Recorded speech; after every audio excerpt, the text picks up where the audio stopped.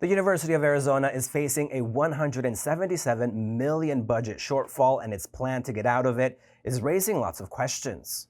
The U of A administrator said the financial mess was years in the making.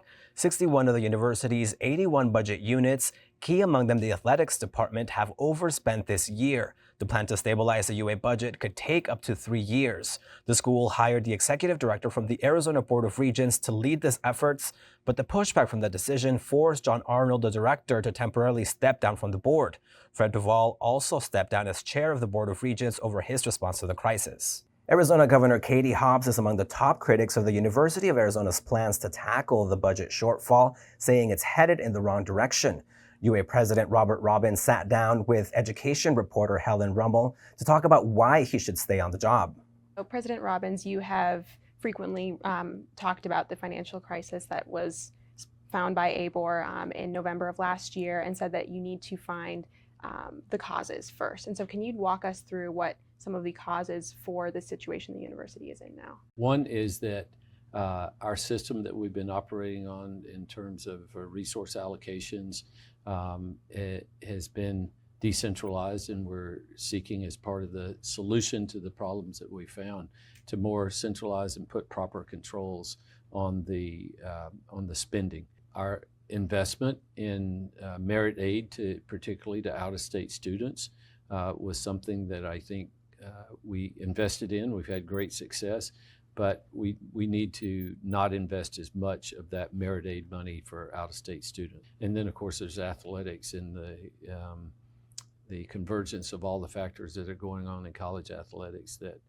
contributed. Those are sort of the three big areas that I look at. What are some things that you can guarantee will not be happening, just so students and faculty are aware going forward? Yeah, so we're going to continue to invest in our core mission, which is the success of our students, and we're going to invest in our faculty and staff, particularly around our scholarship and research missions. We'll continue to have our service mission as the land-grant university in the state, so that will not be touched.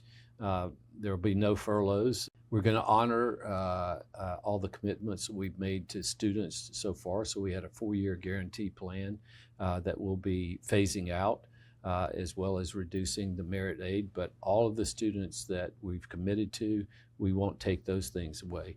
We're not going to affect any retirement benefits for any of our faculty or our staff. Thank you for joining us, President Robbins, and we appreciate your time. The Arizona Board of Regents, the supervisory board that oversees the 3 state universities, is also taking heat for the financial crisis at the University of Arizona. As investigative reporter Hannah Dreyfus tells us, they're also under the microscope for okaying the U of A's purchase of a troubled online school.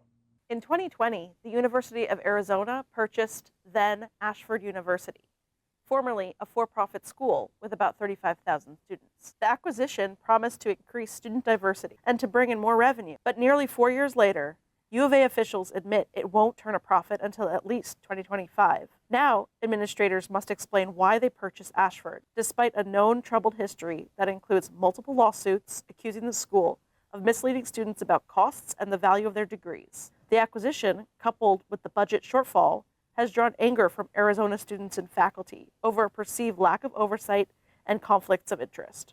The administration clearly knows how to spend money, but they don't know how to manage money.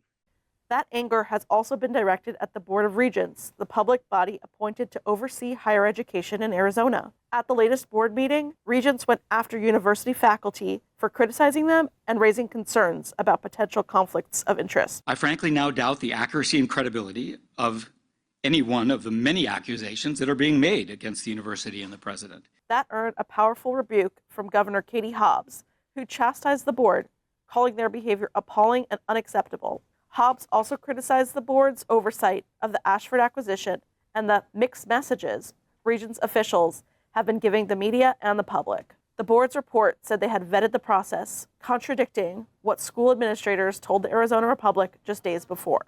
They said they had not independently vetted the deal, even though they were aware of Ashford's troubled history with using fraudulent marketing tactics to boost enrollment numbers. Reporting for The Briefing, I'm Hannah Dreyfus, investigative reporter with the Arizona Republic.